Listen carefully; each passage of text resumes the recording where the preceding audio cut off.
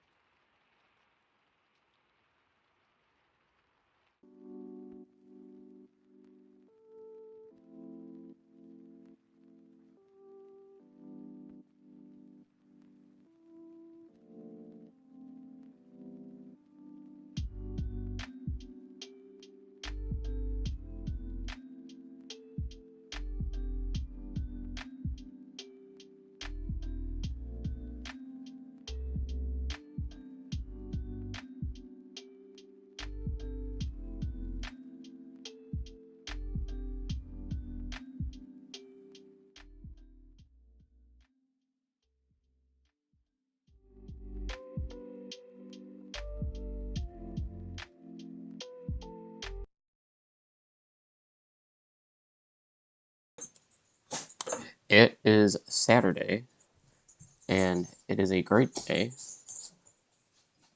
What is going on? What is up?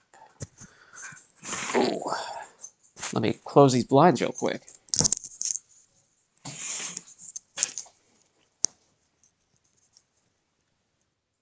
It's going to be dark mode today, apparently. Oh, all right. Yeah, what's going on? My dogs are playing in the background, so if you hear shit going on, that's what's happening. So just bear in mind any sort of noise you hear with that. Cool.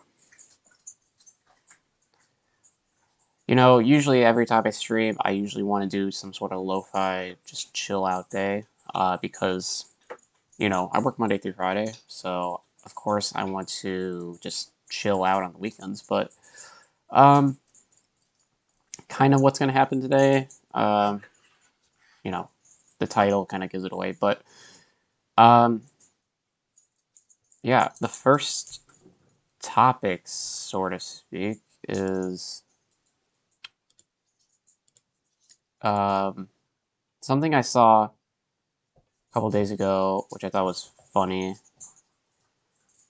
but I did not see the full clip. So let me pull it up, what I'm talking about.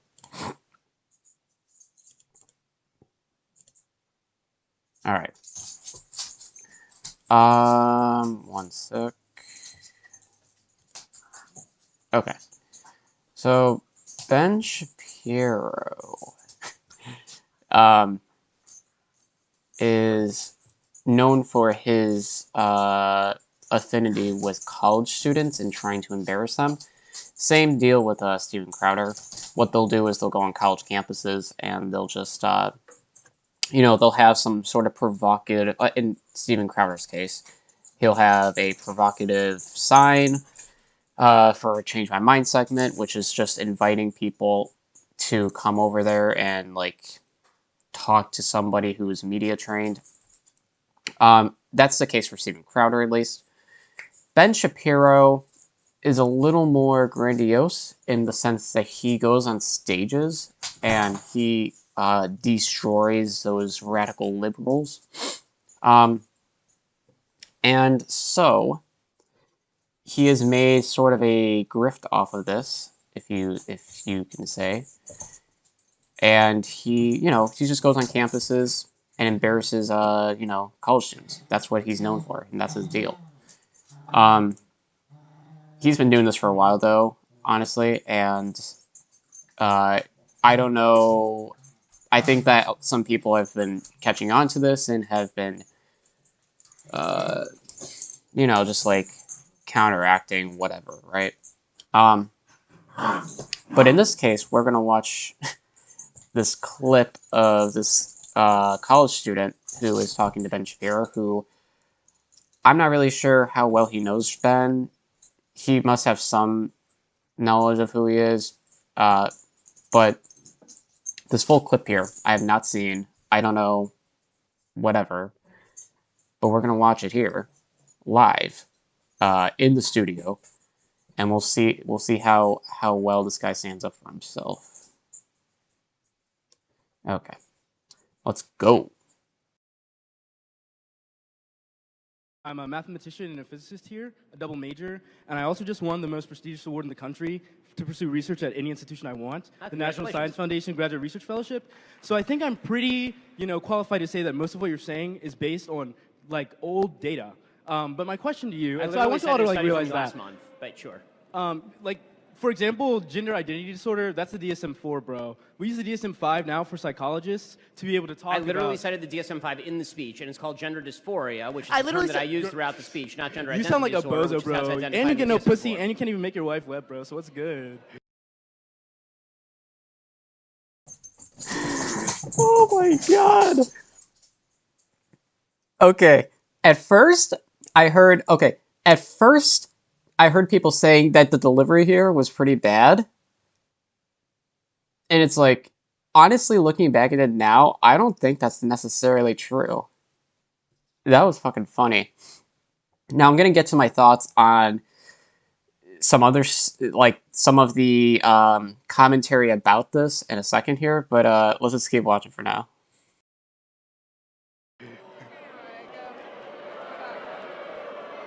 So, let me just say, the nice thing about having several small children is I don't feel the necessity to have my masculinity challenged. If we're using a Western colonial idea of gender, then why should it apply? If we're using, because the gender binary is a Western colonialist framework of gender. You're right. Men and women don't exist in any other culture. No. Think about Native American. Nailed it. Third gender people. I'm not saying that. Third gender people exist in Native American societies, Western African societies, like Southern Native American societies, like Mexico. So in other places that are not white dominated, and they like are the United incorrect. States or Europe, and so you're I'm saying white, so non-white incorrect. people. I'm a mathematician and a physicist. You cannot tell me. So I have a question. And also, you're not a biologist. So I have a question. Okay, to be fair, a mathematician and a physicist, the application of math, like in general, is very ubiquitous in the sense that it applies to everywhere. But in the sense of this, this seems more anthropological than it does like than it has anything to do with like physics or math. You know what I mean? So him employing it just seems like it doesn't apply here. You know what I mean? So I don't think, yeah, that doesn't make too much sense to me. I'm 20. As a mathematician and a physicist, what in the hell do you know about human biology? And you got your law degree from Harvard. What do you know about biology? You got your law degree from Harvard. And frankly, it's also worth mentioning that the people in this crowd are probably all people who have binge watched conservative takedowns of liberals. Those Ben Shapiro compilation number 1267. These people have probably drunk the Kool-Aid pretty heavily. Hence, sort of the reaction here, I guess. And frankly, I would ask another question. If your logic is so flawed as a mathematician and a physicist, I would suggest that whichever institution gave you an award, revoke it immediately. All right, so that's the clip. I don't think honestly either of them look that great here. I think that the big thing that people are obviously talking about is the making his wife white or whatever. So the broader question here, first off, that's funny. Second off, the broader question here is whether or not this does good for the left in general, or if this is optically good, or whatever you want to say. And my response to that is, yeah, I think that this is good, because for many years now, lefties have been dismantling Ben Shapiro talking points time and time again. They have always been responding to Ben. They've always been trying to dismantle his arguments and stuff like that. This fucking bigot who goes to college campuses all the time, same with Steven Crowder, and is basically just looking for dunks on people. It's not as though this audience, or those who watch Ben Shapiro, care about the facts. They care about appearing intellectually superior, and they care about dunking on liberals. So the fact that there's just this guy, and by the way, I would say that this person, on the behalf of others, has a moral obligation to clap back against Ben Shapiro. I'm sorry, but I can't take seriously these lefties who think that this makes the left look stupid, or this makes the left look, this is a bad look. It's like, who the fuck cares? If it looks bad to some people, those people were probably never going to be looped back in anyway. And by the way, I'm sick of these fucking grifters like Ben Shapiro lying and going to these college campuses and just trying to embarrass people. These people don't care about them, like Ben Shapiro and these grifters don't care about looking good or optics or anything like that. To them, it's all about those dunks. Now, one could make an argument that the dunk that this guy made on Ben wasn't really good because it didn't necessarily challenge his political elements. And I think that could be a fair thing to criticize. But in principle, I think that dunking on other people who are known grifters and who are very dishonest actors, that's totally fine in my opinion. The left in general needs to grow a spine. at least in this respect, because we can't just keep letting grifters like Ben Shapiro and Steven Crowder to keep going to college campuses and just getting away with dunking on people. You know what I mean? Because these people on college campuses, and I guess whoever else they talk to who is not media trained, they do so for the sake of perpetuating conservative talking points and for getting clips online and for making compilation takedowns and all that shit. And it's all for them a grift because doing all these dunks and stuff is entertaining. And as such, they'll get more revenue via YouTube and whatever avenue they see appropriate. So honestly, this is pretty good. It's not substantive, sure, but at the end of the day, this is Ben Shapiro. This is someone who is not worth treating in good faith or with respect, mind you. He has demonstrated time and time again how he is transphobic, how he's xenophobic. I mean, like, the list goes on here. And he's a known grifter. Who the fuck cares if you're gonna be disrespectful to him? And like, and I don't think it even makes the left look that bad anyway. Because the association between this guy and the left, I don't think, like, is this guy a lefty? I mean, I don't know. Maybe it doesn't matter to Ben's audience because, like, if they're on colleges, then they're by definition a liberal, I guess. But yeah, like, I'm sorry, but I can't, like, accept Ben Shapiro just, like, like, honestly, Ben could, like, to some of these lefties, Ben could say, like, black and brown people are subhuman. And then what these lefties want to look optically good is to respond to him by saying, like, yeah, well, I see what you're saying here, but, in the 20th century, phrenology was debunked, social Darwinism was debunked, this was actually rooted in systemic racism, and if you cross-reference these texts, you'll see that they're actually bigots. Like, why do we have to go through all these fucking hoops, and why do we have to be held to these ridiculous standards to dismantle conservatives? I'm sorry, but sometimes lashing out against bigots is acceptable and totally fine. It has nothing to do. It doesn't make the left look bad in every respect.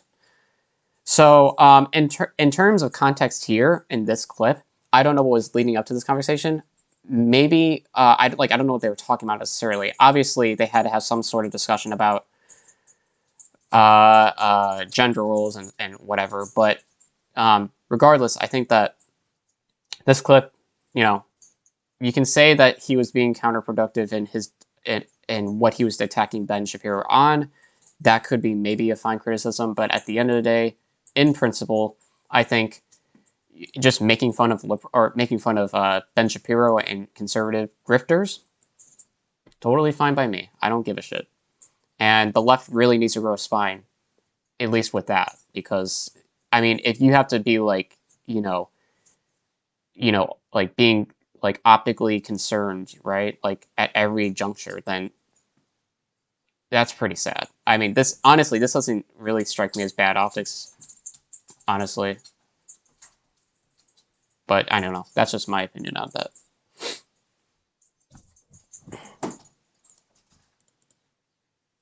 So yeah, I don't really understand the people who are obsessed with like with optics to such a large extent that they'll be mad that people are dunking on Ben Shapiro, the guy who has dunked on many. How does that now make the optics of the right look bad? It's like, okay. It's a really stupid and weird double standard some people apply to the left.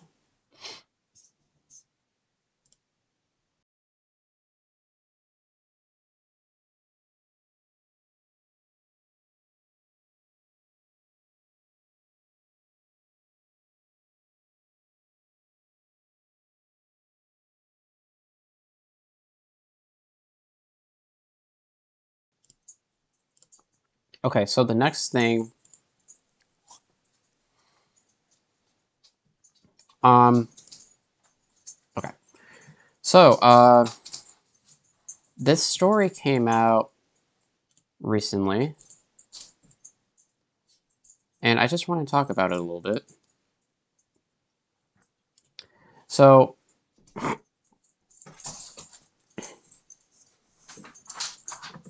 okay, so U.S. confirms Ukrainian missile sunk warship as Russia ramps up attacks. So this is interesting. The Russian warship that sank this week in the Black Sea was hit by two Ukrainian-made anti-ship missiles. A senior U.S. defense official confirmed Friday.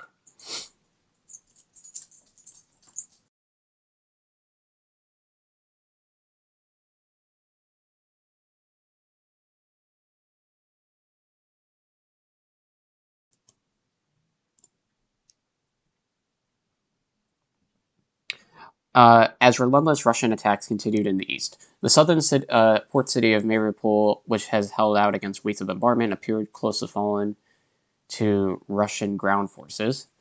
Ukrainian satisfaction at Thursday's successful sinking of the Moskov, a guided missile cruiser, was tempered by the situation in Mariupol and a Russian warning that it would set up strikes on Ukraine's capital.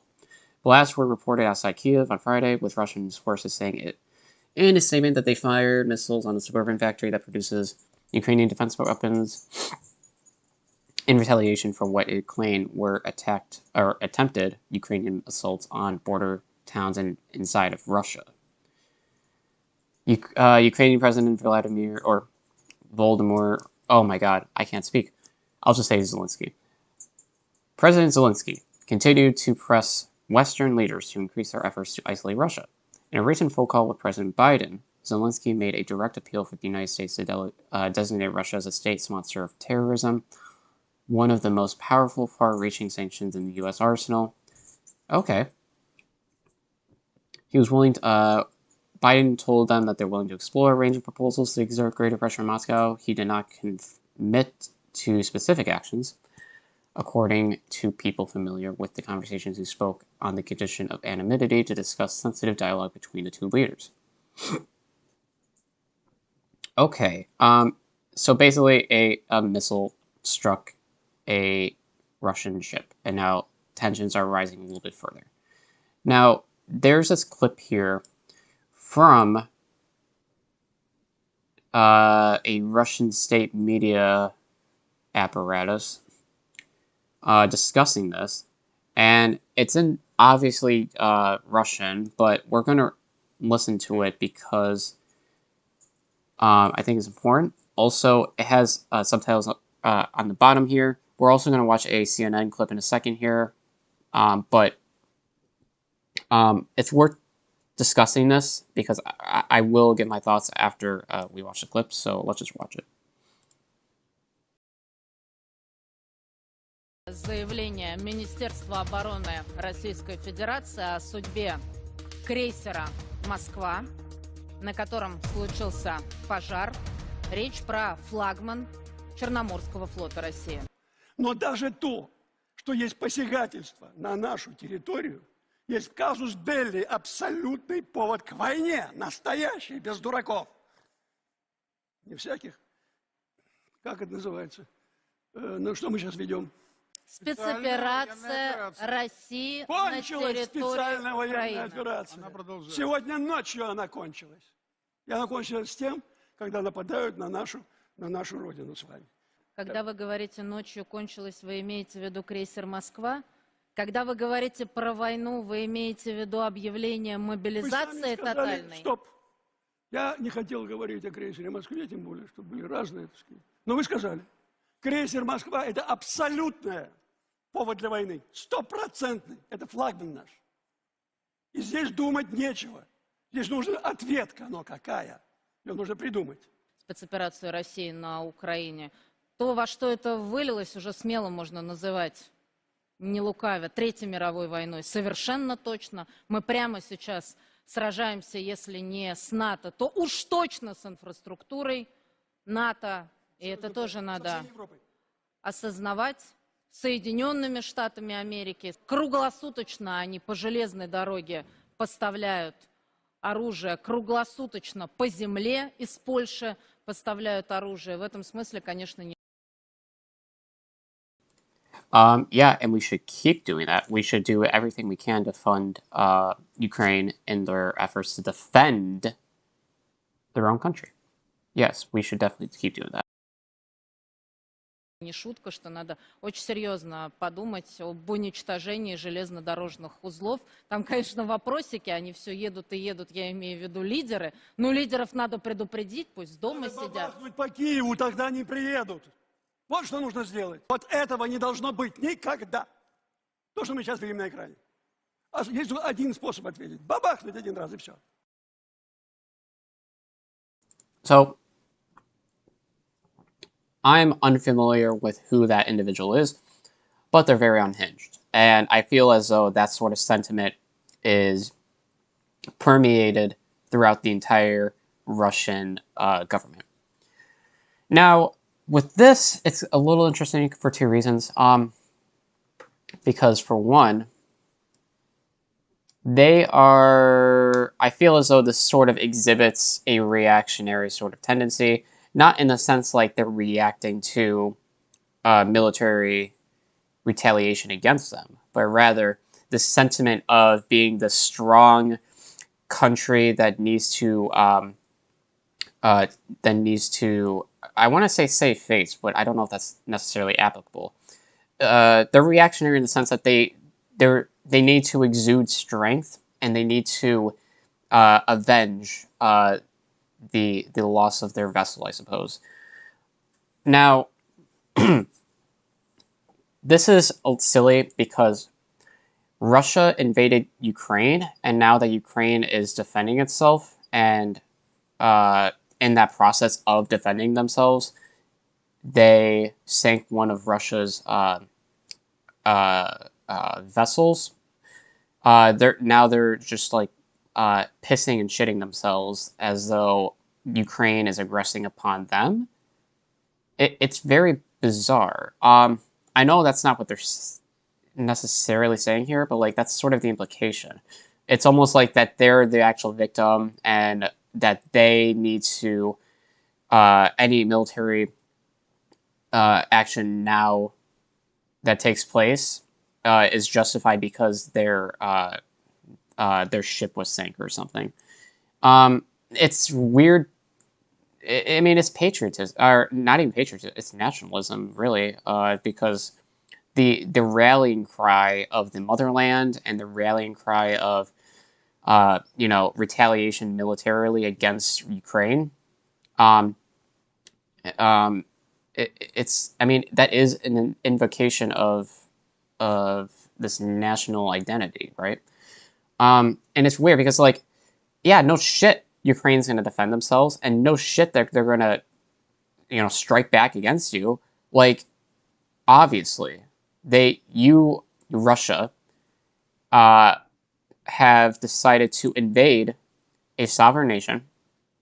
Not the only one, mind you, but invading a sovereign nation, and then when you get hit, you're crying like as though it was unjustified. I am really confused. Like, do they understand how war works?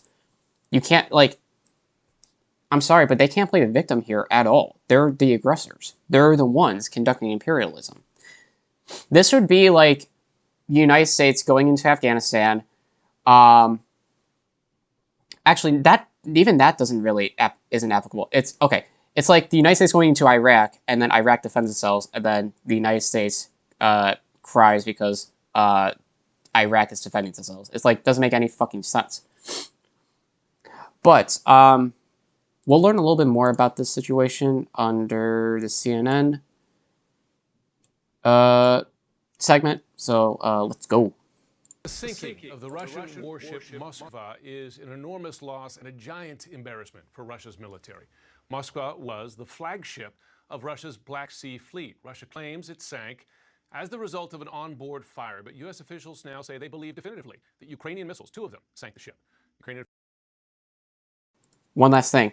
They also initially, at the very least, Russia, that is, claimed that the ship sank due to a fire, and as far as I can tell, that isn't the case. I mean, I guess you can say it's technically true insofar as the missile caused the fire.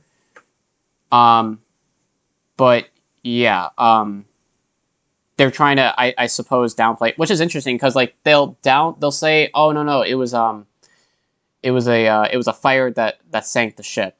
Yet at the same time, they'll continue to push forth that propaganda, that war propaganda, in the sense that we need to retaliate against Ukraine.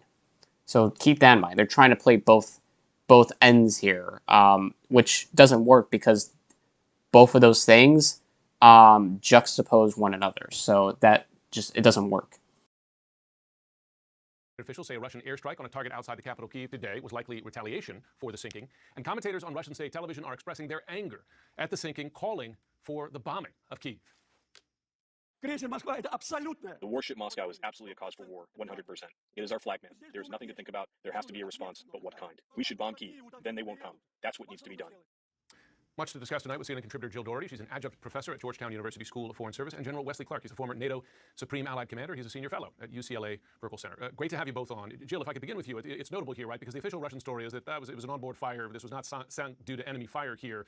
When you hear state TV really calling for blood in response here, it seems that should we expect the official story to change on this? That Russia will grant this was a loss in the war?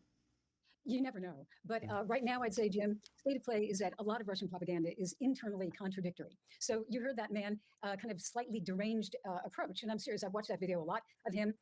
Even the state media don't seem to be buying the official story. Hence, you had in that show and in another one, this person who said, well, the Ukrainians were hunting that ship. It was planned in advance. And now, of course, if it was Ukrainians, that's not the party line. And then the other part is it is highly humiliating for the Russians to admit that the Ukrainians could have done this. So then the narrative immediately shifts to it must have been NATO, it must have been the United States.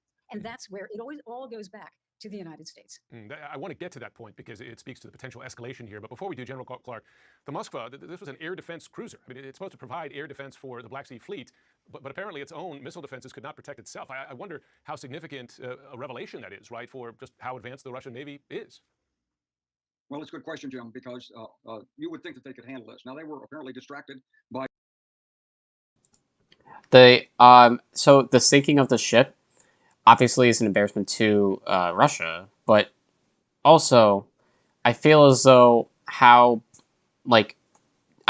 throughout this not formally, this isn't a formal war yet, but like throughout this war between Ukraine and Russia, I feel like we've already witnessed how non-efficacious the Russian military actually is. I mean, have you seen the logistics? If they have any, like, it's pretty fucking crazy. This is supposedly a world superpower who has ostensibly one of the greatest militaries on the planet, but you know, they seem to not be able to take control of Ukraine at all, which is interesting. Now, of course, you can attribute NATO funding to why they haven't whatever, but like at the end of the day, like Russia is supposedly a world superpower, and I don't know. By a Ukrainian drone overhead, and a ship that can't defend itself against more than one threat at a time is a ship that's extremely vulnerable.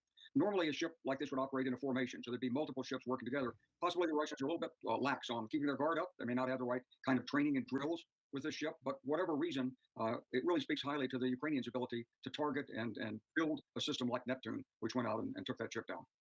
Jill, so question here, and we hear that on state TV, and you start to hear it from statements and demarches from the Russians, taking aim not just at Ukraine, but NATO arming Ukraine here, and then state TV talking about revenge, right, exacting revenge. I wonder, do you fear that Russia, in the propaganda, in the demarches, is beginning to build a case for striking at least U.S. NATO weapons convoys, if not actual NATO military targets? I definitely think there are indications of that. You know, some of this, like Russian TV, even though these talk shows seem kind of crazy, they're using. Yeah, so like, I feel as though there's been tensions brewing between Russia and NATO. I mean, there always have been those tensions, but like in terms of its relationship to this war, the tensions have been brewing pretty bad recently. And I feel as though the next step for Russia in terms of escalation with NATO would be to bomb logistical lines, like we saw in that state media clip I just saw or just showed. Like railways or whatever the case may be, bombing supplies that NATO is sending over to Ukraine. That would be the obvious next step in terms of escalation. I don't see Russia invading nor bombing military bases, NATO military bases, or civilian infrastructure or anything like that. It's really just going to be bombing those shipments to Ukraine, inside of Ukraine itself. They'll obviously try to probably, I would hope, be careful in not killing any NATO civilians or NATO combatants or whatever. That would be a huge mistake, not only on Russia's part, but it would also be a major escalation that I don't think they're prepared for. With as trial balloons, and one person will say something, and the Kremlin is constantly polling and looking at how people react to these shows, and they could release a little trial balloon about NATO, and then it could grow and then be repeated. So I think there is a kernel of truth in what you're saying. I don't know where that's going to go. But it could develop in that way. In other words, it could go, as one man on another show, I think it was the same person, said, "What are we fighting again? What's it called?" And they had to remind him, special military operation. But the thing is, it is a war. But if Russia defines it as a war, then we're in a very big step forward. And if Yeah, so that's another thing. If Russia actually formally declares war against Ukraine, then they're going to be able to do a mass conscription program, or kind of like a draft, I guess, where they can just get as many conscripts as they possibly can. The mobilization will be different from what it is now. So that entails a bunch of other stuff that would be definitely an escalation for sure. if it's a war, then you could make that leap to NATO. So we don't know where this is going, but there are some indications. Yeah, could be a whole host of things, including a national draft there. And then you're talking about much more military personnel. I wonder, General Clark, on the battlefield, what does the loss of the flagship mean for Russia in terms of next military steps? Because there's been a great deal of concern on the U.S. and Ukrainian side about a seaborne assault on Odessa. But if your flagship can't even stay above water right now off the coast of Ukraine, is that off the table for now? I wouldn't think it's totally off the table, no. But I do think that they're concerned because there obviously are strong defenses around Odessa. And it's not a great area for amphibious assaults. There's not a lot of broad sandy beaches there to get ashore on. So this is a tough target to go after. They know it, and they're probably not ready to take that risk yet. I think it's kind of amazing that we live in the time that we do, just because we as citizens, as me, I'm like a nobody, and I can look at and I'm provided information and I have the ability to communicate with other people. Like my analysis of war shit, it's I don't know. It just seems kind of weird. You know what I mean? Like the ubiquity of social media and the scope and range in which information is propagated throughout, through online and through new media. It's just I don't know. It's just really different from 20th century ways. It shapes a lot of public opinion, right? Because we kind of saw this in the Vietnam War in terms of one of the big reasons why that war is so popular was because people were watching for the first time on television American soldiers killing others and their soldiers dying. It brings a whole new perspective, and the fact that we live in the time that we do now, it's deeper than that. It's more into the strategical realm, right? Because of how much information that we are provided as citizens. So I feel like that can sort of numb the violence associated with war and the anxiety. And we need to keep in mind that this war it's very bad. And I mean, we all know it's bad, but like it's like worse than what you think. I mean, people have to live every day in this country under the anxiety of being bombed, uh, and it's just like it's just as a as a person living in the United States, I can't grasp what it's like to live within a war-torn country. But I deeply sympathize with those who do or who have experienced it in the past. I just think that, for a lot of us who have not been exposed to that sort of anxiety and violence, it's good to remember that's something that happens. Well, and we should note that Moscow was involved in the shelling of Snake Island, another encounter, now famous encounter there in the early stages of the war. Jill Doherty, General Wesley Clark. Okay, so that was it. Now, one more thing I'll say is that I think the woman said something about how the state media is like bloodthirsty for war or something, but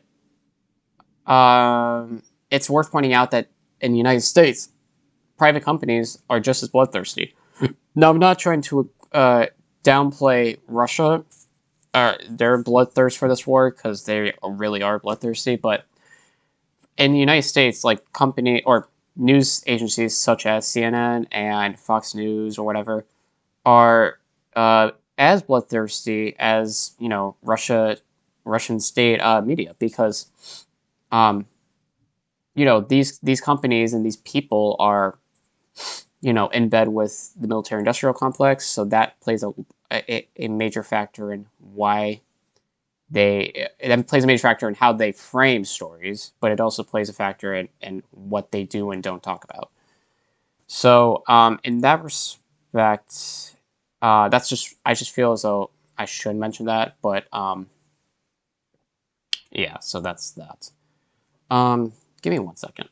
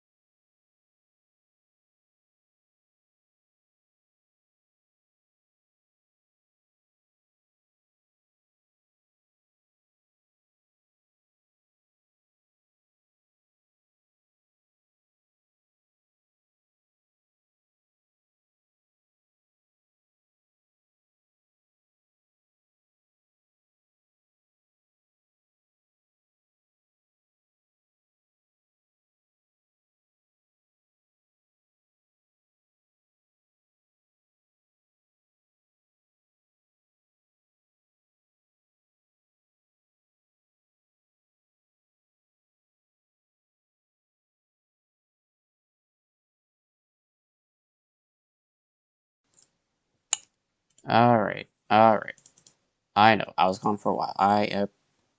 Sorry for that. Okay. I was on the phone. That's why it took a while. So as I was on the phone, I saw this. I just felt it would be funny to just look at it. Oh my god, it looked crazy. This is funny. Apparently Trump is doing this small dollar donation shit for his presidential run. I don't know if he's running or not. He probably is. I don't care. The Save America Joint Fundraising Committee, which raised money for Trump's political operations, took in $9 million from donors who gave less than $200. I'm assuming that means per person.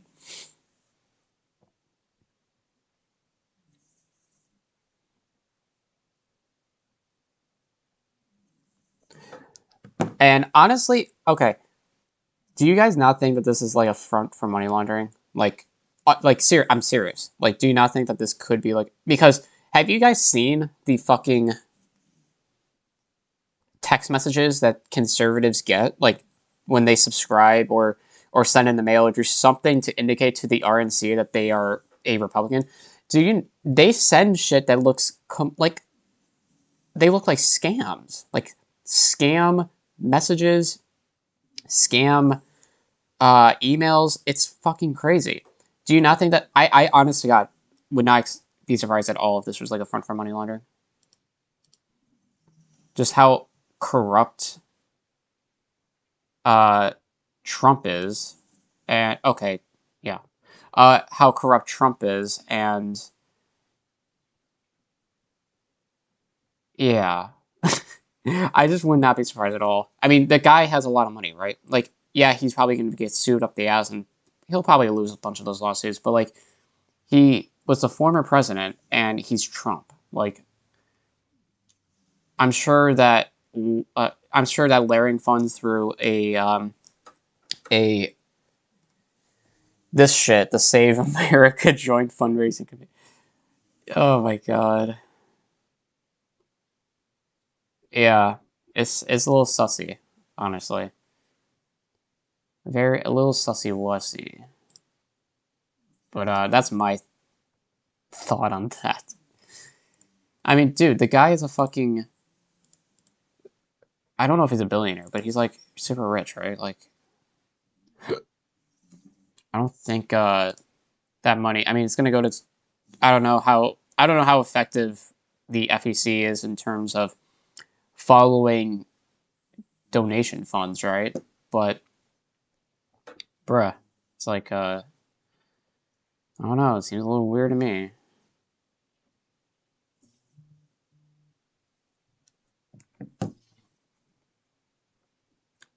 In other news though, I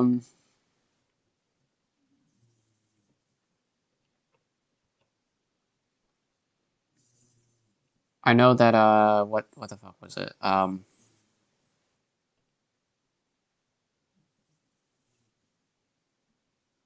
Wait, hold on, there's this video here.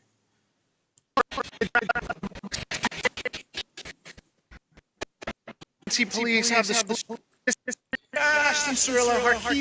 Dude, why is that so loud? Jesus Christ. Okay, I guess we'll watch this real quick.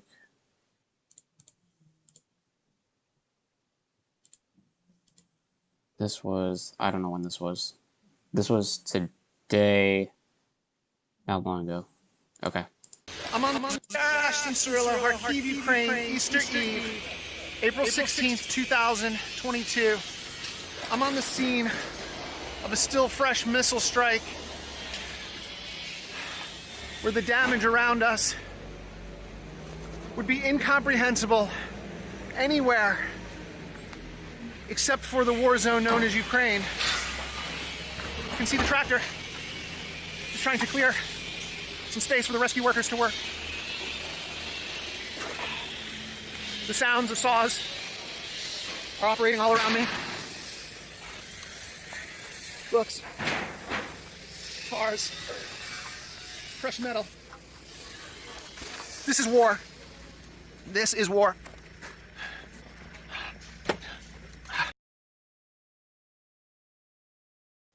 This is what I mean when I said earlier, do not overlook the violence of war. It's easy for us to do that because we live in a first world country. We're not subjected to the psychological tolls that war inflicts upon citizens. And I know obviously that, you know, those who aren't psychopaths can express empathy and stuff like that, but, you know, this is obviously serious and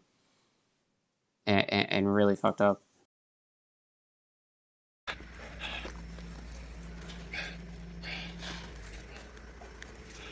I'm now crossing over.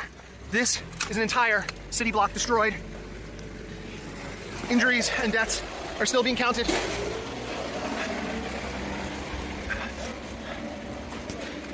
Municipal workers behind me.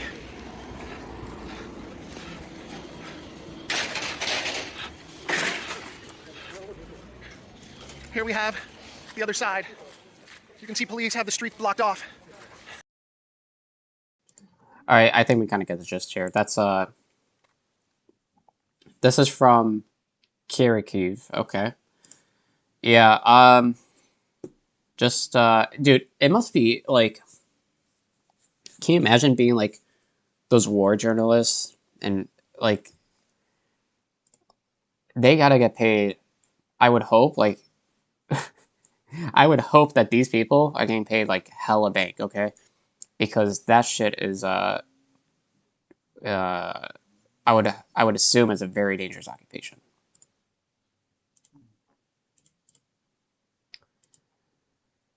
Ooh.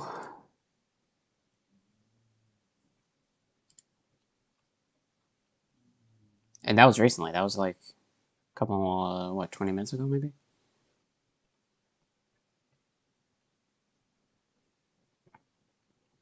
That's, yeah. I mean, that's what it's like, you know, being in a war zone, I guess.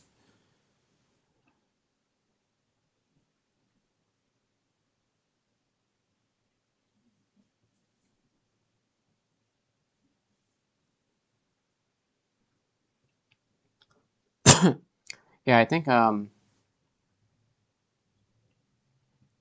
we got all we wanted for now. Russia sanctions Boris Johnson and other British officials. Okay. That's not surprising at all.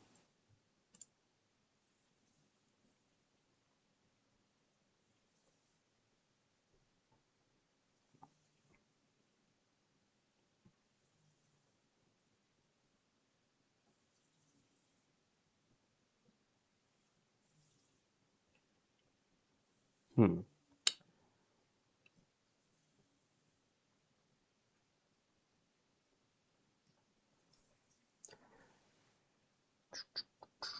Okay, well,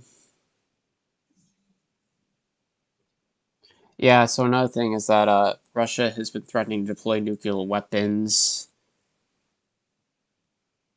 um, against, I guess, Ukraine and in the Baltics? Here, I'll show you. So Russia threatens to deploy nuclear weapons in the Baltic if Sweden and Finland join. That's another thing. Russia's very butthurt about Sweden and Finland joining NATO. I'm pretty sure if my geography brain is working, Finland borders Russia. So, yeah. Dmitry, deputy head of Russia's Security Council, said that Moscow would have to strengthen its defenses in the region, and there can be no more talk of nuclear-free Baltics. Which basically just means, in political speech, that they are gonna stop being nice, I guess. This is like, and plus, I'm pretty sure, and correct me if I'm wrong, but I'm pretty sure that Russia already has nuclear weapons in the Baltics. I forget where, but like, I'm pretty sure that that's true. I don't know. And it's funny because like Russia's super mad that that Sweden and Finland want to join NATO, but at the same time, the reason why is because they're being aggressive, and yet they're going to threaten them with strengthening defenses in the region. Like, why would they not join NATO if, like, if you were gonna increase, like, your defenses, like, if Russia was gonna increase their defenses in the region and deploy nuclear weapons in the Baltics? Like, are they fucking stupid?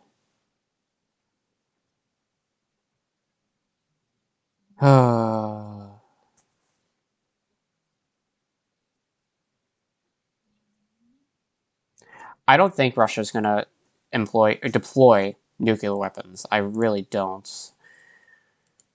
I just don't think they will. It's because they know that they're gonna get blown up to, you know, their entire country will be turned into ash if they decide to deploy a nuclear weapon. I feel like the most likely scenario that would happen, if that were to happen, would be some sort of Russia's going to try to. There's going to be some sort of unhinged nationalist within Russia who is able to somehow deploy a nuclear, device within a NATO country or something, and they'll blame it on some vigilante nationalist or something. I mean, in actuality, I feel like that's the way they're going to frame it, but I don't know. I don't think that's going to happen. That's even going to happen. It could be. It's a volatile situation. Keep in mind, but like, I just don't see Russia necessarily deploying those kind of nuclear weapons necessarily.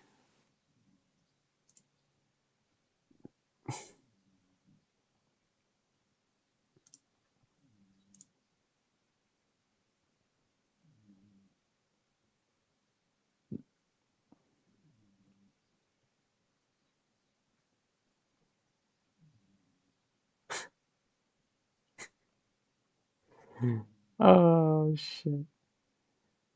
I swear to God.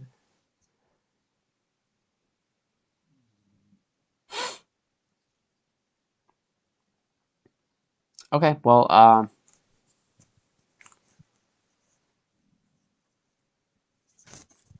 I guess we can. I guess we can just go on to what do you call it? Halo.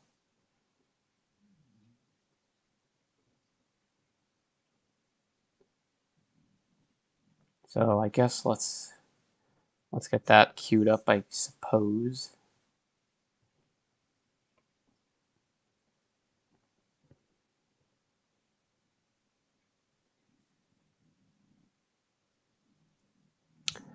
All right. Let me go get that queued up. Oh shit, there's an update. Damn.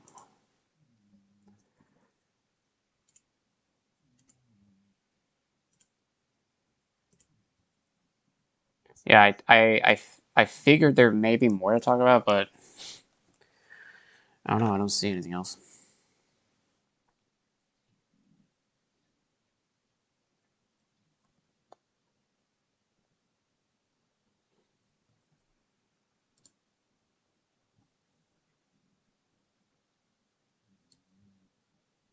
All right.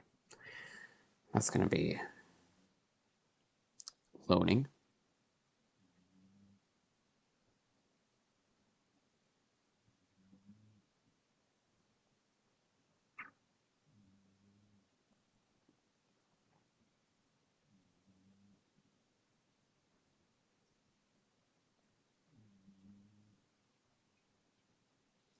Wow. Well, the governor of my state has tested positive for COVID-19. Oof.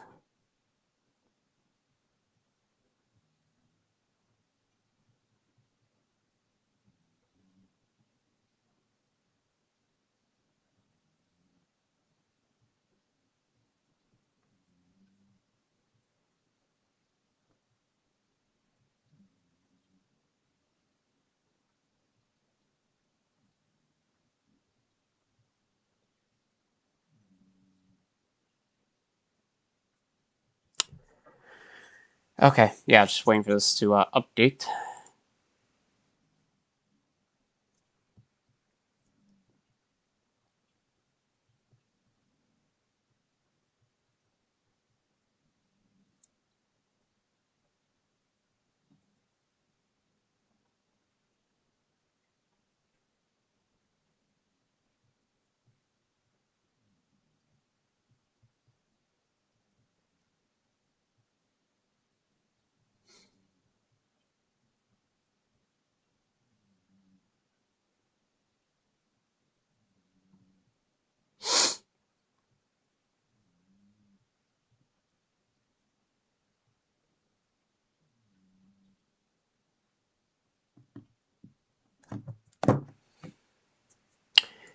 Yeah, so,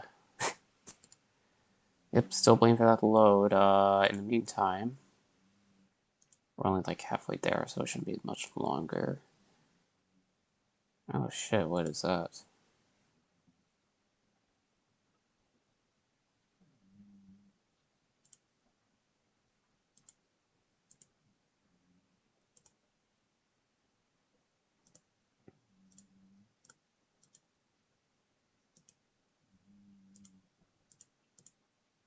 Oh, what's really funny? Hold on.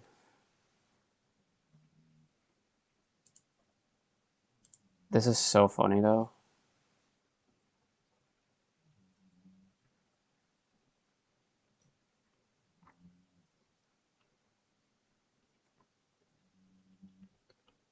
Hold on. Actually,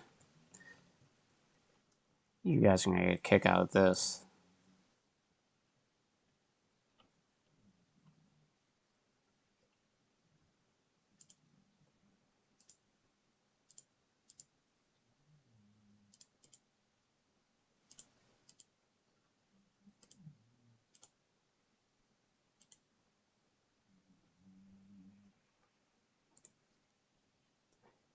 You know,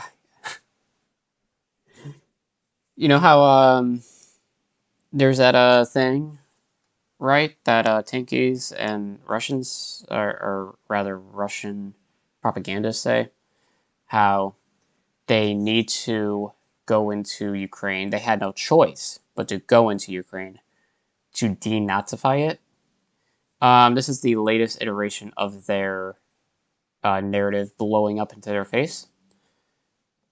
Yeah. Yeah. Okay. Just another, I feel as though this is just another, you know, another example of Russian propaganda falling to pieces here. But that was funny. That was very funny. Okay, where are we at? 76? Cool, cool.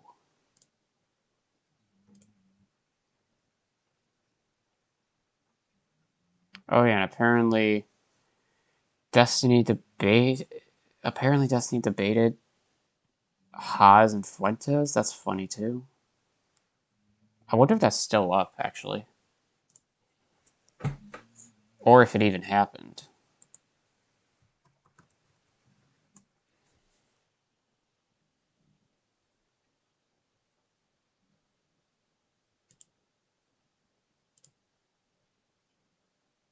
Dude, if that shit's still up. Wow. I'm tempted to watch it. I am somewhat tempted to watch it, not gonna lie.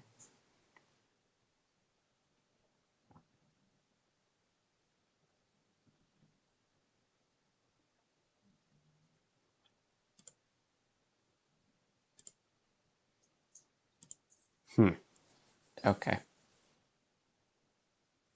Let me watch. I'm gonna watch it a little bit on my own and then see if it's even worth watching.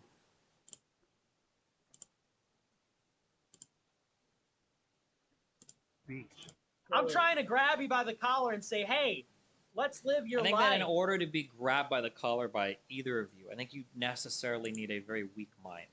Like I said, I think that for your guys' types of ideology, you're looking for people that are sad, lonely, depressed, they feel like they don't have a purpose in life, and then you guys kind of give them a bigger mission to grab onto. It's kind of like ISIS. Wait, hold on.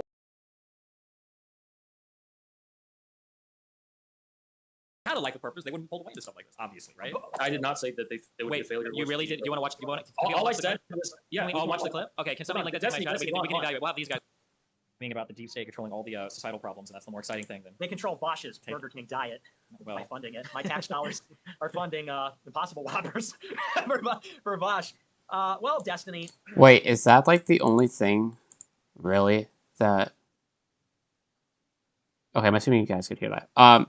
Is that like the only thing that like conservatives have, or at least Nick Fuentes has, is that he's fat? Like Vosh? What were we talking about before this fierce debate about the situation? Yeah, I don't think I was really yelling. I think I just was turning my gain up really high. Yeah, true. That didn't happen. It's funny. I think it's funny when people turn their gain up. Yeah, it was funny.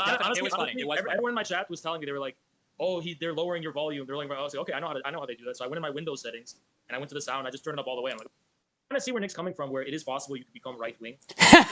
Oh my god, I can see where Nick's coming from. Like impromptu. Right? They're like, "Oh yeah, I like society. You know, they would be considered liberals in 1990." Right? Like, where do you draw the line? Because, I kind of see where Nick's coming from. Where it is possible you could become right wing. But okay, I'm sorry. I really have to go pee all of a sudden, but I'm gonna let this play, and that's that. So hold on, be right back. Enjoy this shit show while I'm gone. I also do think it's possible there's this like new Frankenstein edgy liberal ideology, Reddit, dark Reddit, I guess. We got dark MAGA and maybe dark Reddit. Dark Reddit. Yeah. Like I think I don't know. I myself, I don't know. I don't know what to expect or predict, but this idea that, I just hold to my principles and I've never changed. And we all know that bullshit, Justin. You're gonna change somehow, right? The question is how. You must choose. Sort of like when Anakin, as Count Dooku, between the two lightsabers, symbolically, choosing good or evil. What's it going to be? You're going to embrace dark Reddit, or are you going to embrace total national socialism and an Aryan victory? That's a joke, by the way. That's a total joke. I'm being sarcastic, but it's true. But will you embrace the side of God and our glorious destiny? I don't think I'm going to switch over to being religious anytime soon. But we'll pray for your conversion. Nick, do you think anyone could really be like a liberal who's like passionate about politics like Destiny is, and like somehow? Do you think he's an atheist, or do you think maybe he's just worshiping the wrong? You know what I mean by that? Like maybe he's worshiping the guy below and not the one above. Oh, I think he's just a materialist. I think that that's a philosophical position. I think he doesn't believe in the supernatural. Because he's all about you have a source for that, you have a source for that.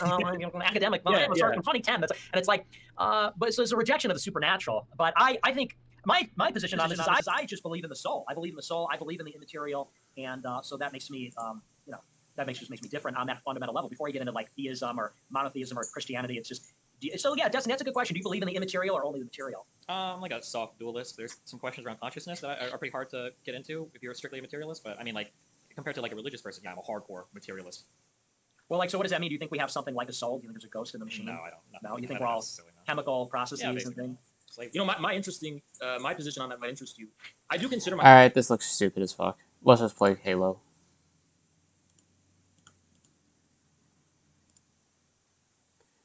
Which is at 100%, so that's cool.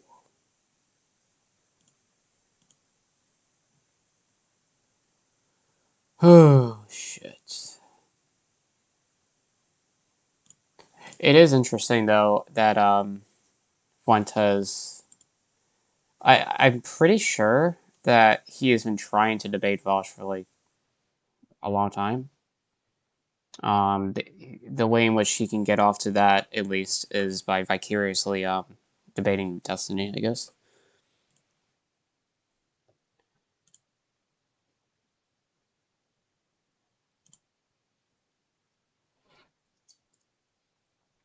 Okay, hopefully this is going to work. If not, then we're going to have issues.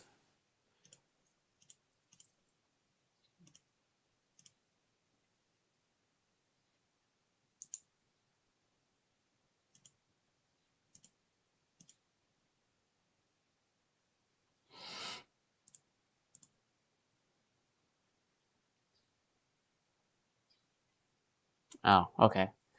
It's patching. It's at 50%. Okay.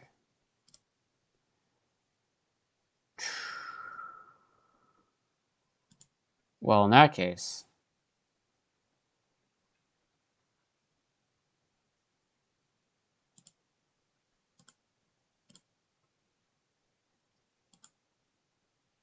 I guess we'll watch a little bit more.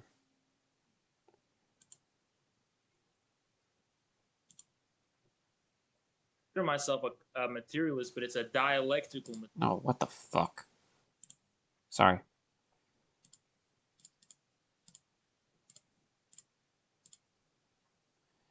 Got these dumbass ads. Thank you. So I was the talking. opportunity to. Well, you were talking to me, but it's okay. No, you can continue playing your video games. I am. Don't worry. He's like a caged animal. Destiny, we got to reach in there and unlike if Kamala Harris, male vitality, Hillary Clinton, and some focus panel decided to create a streamer. I'm the. You got to drink some bone broth. I'm what would come out of the end of that. You got to find your inner caveman, Destiny. You're this over socialized sort of therapy victim. It's like. Would you die for anything? What would you die for? Would you die for anything? Probably family, maybe friends. You would die for your family? For my family, my son, yeah. And then maybe. You know, I think that if my country were invaded, I think there'd be a lot of people that would want to do something about it. Would I die for my country over like fucking Iraq or some shit? Fuck no. Why would you die for your country? Well, I mean, I think we have some attachment. We spent our whole lives here, right? You know, the people here, like, I think people would have some attachment to it. I think I would. As much as I don't feel like I would right now, I feel like I probably would. If somebody came invading, if there were ships on our shore, yeah, fucking sign me up. Why not? Because your country means something to you. Your country and your family are meaningful to you. Why is your country meaningful to you? Why is your family meaningful? I think you get a lot of anything that's proximal to you in time and space is going to have meaning to you. If you spend your whole life in a given country, if you know a lot of people in an area, of course you're going to grow some allegiance. Why? Proximal. What about your? What about that? Just anything you're near to. Aren't you from conservative Nebraska, a place you now forsake and like completely are against, and you now adopted the liberal? Are against? What are you talking about? Well, I mean, it seems like you kind of ran away from your roots instead of. Do you think you have to live in the same city your entire life? Yes. Well, I mean, you're obviously a very different person now. You're kind of full. Yeah, I would hope I'm a very different person now than I was when I was 10 or 20. He's in his ancestral homeland. He's in Miami, which is where his ancestors. True. My Mario Bolas, all of my hermanos are coming over here. He's returning. His blood. I'm getting closer and closer every day to my native homelands. Okay. That's right. That's why I'm swimming every Saturday. One day I'm gonna be working my way back there. Yeah. That's right. Yeah, his blood remembers. Well, Destiny. So again, why is your family meaning? Yeah, I don't really have much to say about this, other than this is just blood and soil shit, I guess.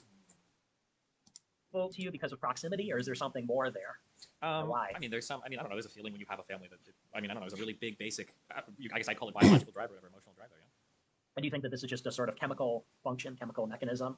As a materialist, I would. Do you think it's the spooky guy in the sky making me feel that way? Yes, I think it's called love. I think it's called love, and I think the love is immaterial, and I also think it's more than chemical. Not just like romantic love, but this sort of this attraction, not in a like I like you type of way, but like this sort of attraction, this sort of wanting the good, the benefit of the other. Wouldn't you say that it's really more something like that for your son and maybe for your country than it is just like, well, my lizard brain tells me that I need to raise this son so I can live a year longer, right? I mean, wouldn't you say it's something more like that, the former?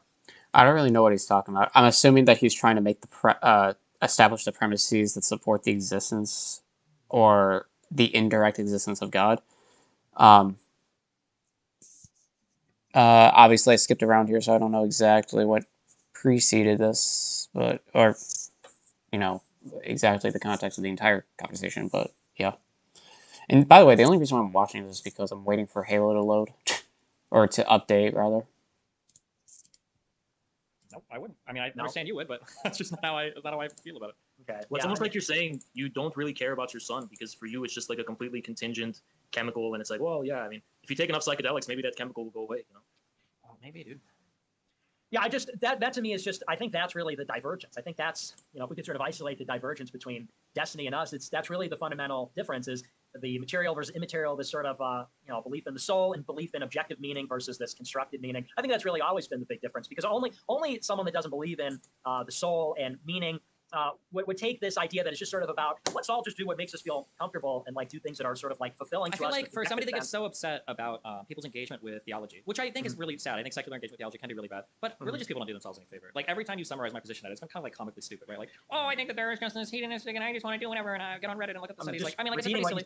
I mean, like, yeah, you can say that, but again, I can always repeat back to you a million times. I'm like, oh, well, you think there's. Well, what are you saying? What are you saying then? Where am I getting it wrong? I don't think that there is an intrinsic purpose to life. I don't think that the universe has some purpose that we discover. We're people. We have some limited lifespan that we're on Earth for, and I think it's up to us to discover what that meaning is. I think there are things that we enjoy doing. There are things that give us a sense of purpose. There are things that make us happy. It might be hobbies. It might be family. It might be our children. It might be our country. But I think it's our goal to find what those things are, protect those things, and then build those things. I think that's what we do as people. Yeah, but why? Why would we do There doesn't have to be a why. There doesn't need to be a why. Yeah, there does. No, there does. doesn't. Where? Show me where. Why does there need to be a why? Why does the Earth go around the sun? Because why we just do. We are just because we're human. That's part of the human experience. I think he's trying to say there is no reason, which is nihilism. Why would you ever possibly think that you need to speak for him and tell me what he's trying to say? Well, because I mean, why? I don't think that we need a reason. There doesn't have to be a reason for why we do the things that we do. I think he's a little right. Like, like I think as humans we just do. Just like a rock rolls down a hill, just like the rain rains and the sun comes up and the moon comes up. Whatever. Yeah, but all that happens for a reason. That happens. There's a why for that too, Destiny. When you discover the why. Yeah, honestly, the why for why the universe works the way it does is because of physics, and because physicists have been able to develop equations and mathematical expressions to explain why the universe functions the way it does. I mean, that's that. There's obviously ambiguity in terms of certain elements of the universe, such as dark matter and stuff like that, that physicists and astrophysicists have been trying to understand for some time now. But, like, we have a good understanding of how the universe works because of math and because of calculus and because of all these different mathematical equations, right? I don't think we need to appeal to the theist argument that it was artificially engineered through God, because we already have a valid and scientific method by which to substantiate, you know, why the universe, how the universe works, and why it does work the way it does. You know, I mean, the why is obviously philosophical, but I'm just saying. But when you figure that out, let me know. When you can point to something more than words in a book that another guy wrote, let me know. Where did those words come from? Your mom. Yeah. Okay, epic. Okay, that was epic. Reddit. First mom joke. Okay, yeah, that was base as fuck. But yeah, I mean, so you're not really saying anything different than what I'm saying. I mean, you're essentially a nihilist. You don't believe there's objective meaning in the world. You think that the meaning is projected or put on. It's constructed by man, and you think that, like you said, we just sort of do these things. You're not really interested in where we came from or where we're going or the sort of the why. You're just sort of interested in. We can be interested in the where. I just don't think that a why exists. Or if it does exist, I don't think we found it yet. There has to be. There has to be a driver. You feel like there has to be. But I understand why you feel like there has to be. Humans feel that way sometimes. You're having a very human experience right now. No, I'm sharing it with you. I feel it. When bad things happen, we want to feel like there's a reason why. You're being glib. I'm not being glib. Isn't that inherently irrational? I'm watching you have that experience as a human. You want to feel. I think it's pretty irrational. You want to feel like there's a pattern. Like that's fine. I understand. I empathize. I think you're done for it. I think it's totally normal. I just don't think that we found it yet. Here's what I have to say. Wait, you just said you don't think we found it yet? Yeah, if it exists, if there's some immaterial thing, I don't think we found that particular thing. I haven't seen I think, yeah, what he's saying is like the mentality of a parasite. Like he does rely on a human society where people do have a sense of meaning, right? Where people do have a sense of a why, which is like the bedrock of how we have a minimally civilized society. It's what allows them to like live in peace and go walk outside on the street and shit and like live as a human being. And without that, I think you would like crumble and like kind of shrivel up and collapse into like like a worm, basically. Like the only reason he's able to even live his life is because he takes for granted the fact that most people don't think like he does. But like, can you imagine a society of destinies? That'd be pretty fucking scary. I don't think there. It's amazing to me how Nick Fuentes comes off sounding more intelligent than Infrared. It's really, the bar is on the floor, isn't it, with Infrared? And it's also interesting the fact that he is passively, at the very least, on the side of Nick Fuentes, you know, the white supremacist neo-Nazi. You know, I don't think. Which is doubly ironic considering the fact that he has defended Russia time and time again for when they themselves are trying to denazify Ukraine. That society would be able to like support the reproduction of human beings. Well, it'd certainly be very high-pitched. So there's sort of a buzzing noise and a lot of gaming. Gaming technology has never been more advanced. Omni-Destiny world. Well, I don't know. I mean, I'm just sort of disappointed about where this conversation always leads. It sort of strikes me as a defense mechanism. It's not to psychoanalyze you, but it just seems sort of like not intellectually curious and not intellectually serious, and it just seems sort of like evasive. And I understand. Yeah, I guess I understand. All right, we're done with this. Nick Fuentes is the should go into psychology or be a psychiatrist. Yeah. Okay. Let me cue this shit up. That is interesting. We live in a weird fucking timeline, dude. A bizarre timeline. The self-purported anti-Nazi and pro-Russian person that is Haas infrared is on the side of fucking Nick Fuentes, or at the very least implicitly, you know, supporting him. Hold on one sec. Okay, you should be able to hear. The volume isn't terribly loud, but that's my doing. Hold on.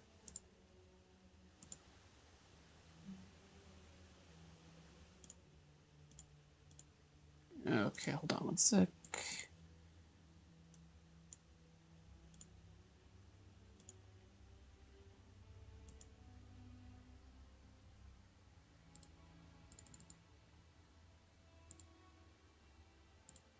Alright. Let's go ahead and do that. Okay. You can still hear me. That's cool.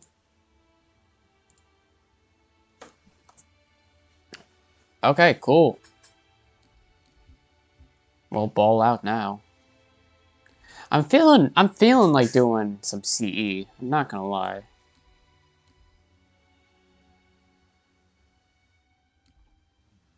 Yeah, I feel like doing some CE. Let's do some CE and then I'll have to change the controls actually to keyboard mouse.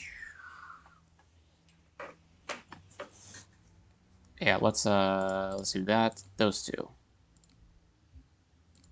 Except I don't really want to do SWAT. I'll just do that. Good.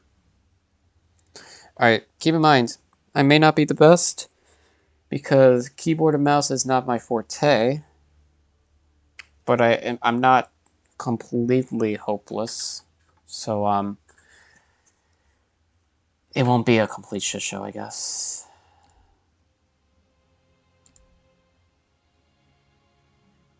And if this takes long, we can just go to the Halo 3 queue, because I know way more people play that.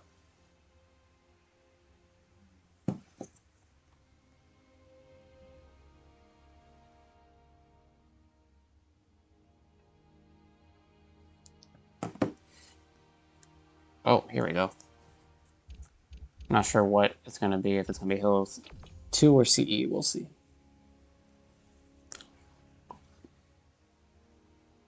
Alright.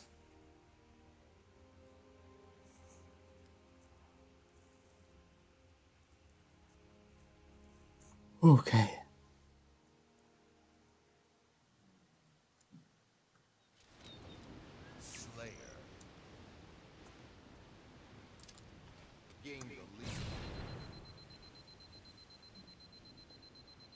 Alright, I need the...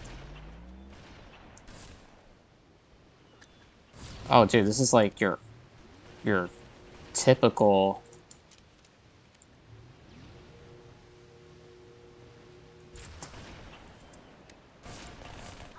Oh, I totally forgot how to play the game. Well, that's a whoopsie daisy.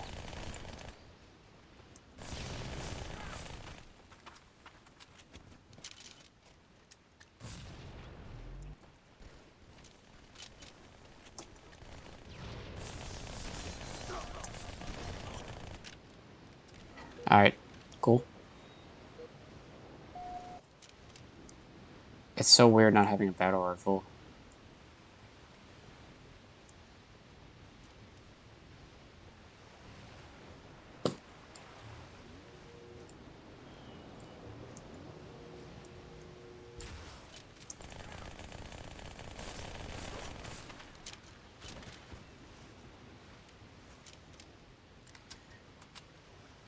Trying to get used to these controls.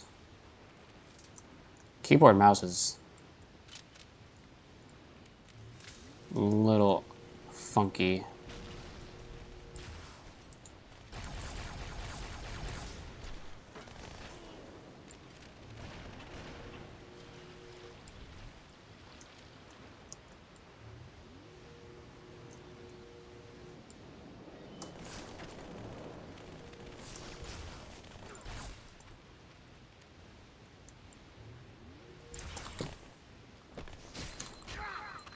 Okay.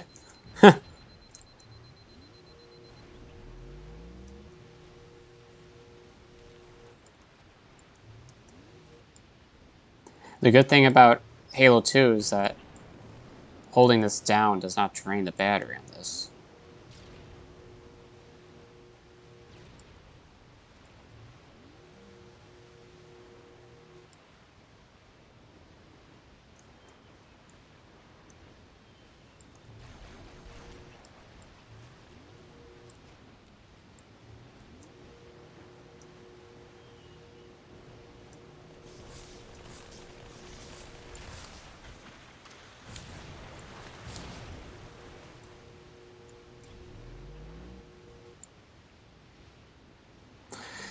Okay. How many people are on their team?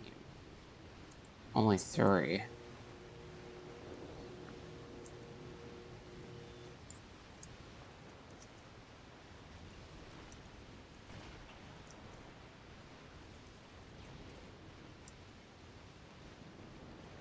Well, okay, this is quiet.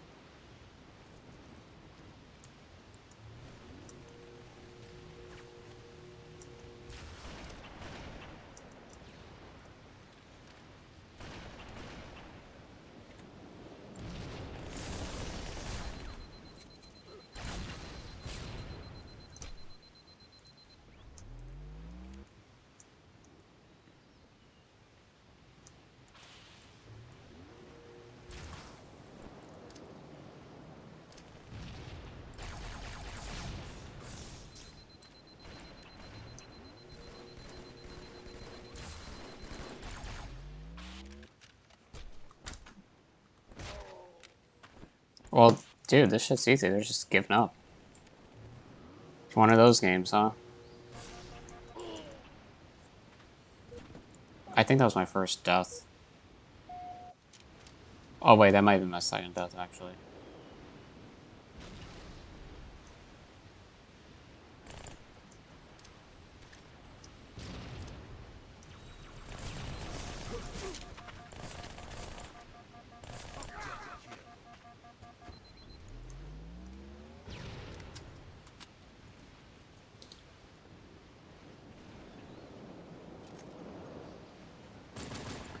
Dude, the Magnum is underrated.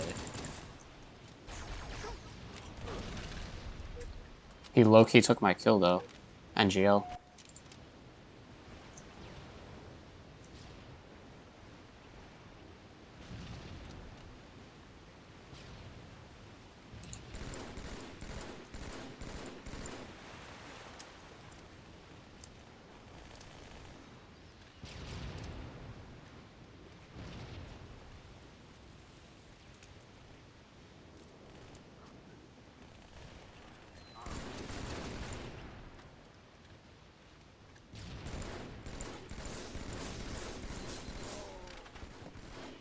Okay.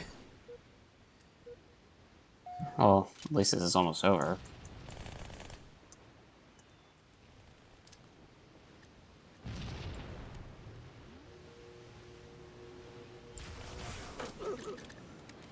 Yeah, I'm still kind of like not used to those whatever controls.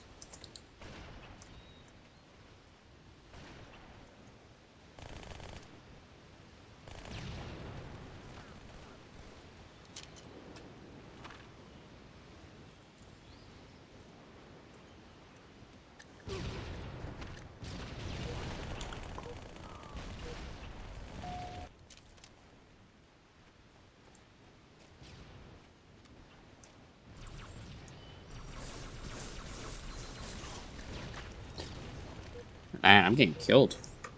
Getting slaughtered out here.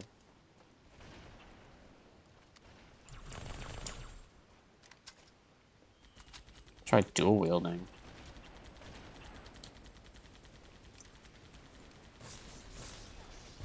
That'd be so funny if I stuck him though.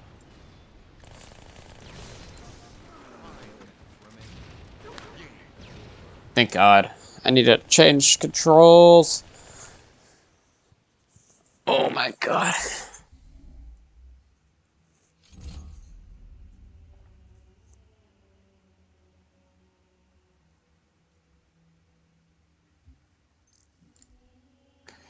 Oh, shit. I don't know, should I,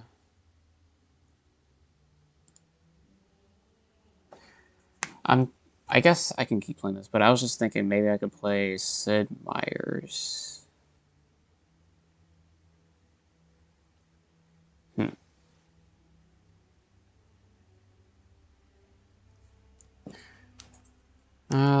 Maybe this is fine for now.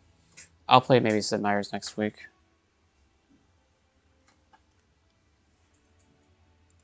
But actually, before we do that, let me just take a quick break, and I'll be right back.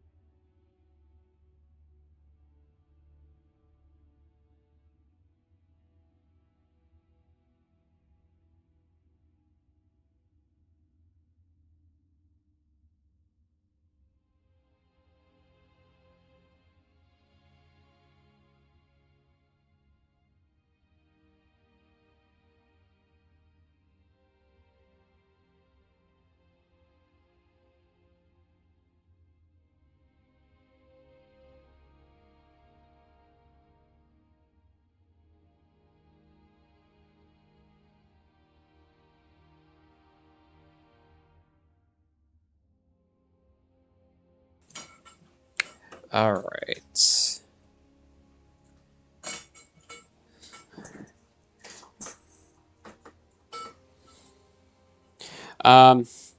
I think I'm actually... One sec. Okay. I'm actually going to go. I got some other stuff to do, but, you know, I want to thank you all for watching. And, you know, next week we'll probably just play... we'll probably play, unless something big happens, or there's something I especially wanted to talk about, we'll probably just play some Sid Meier's 6. But until then, again, thank you for watching, and I'll see you guys next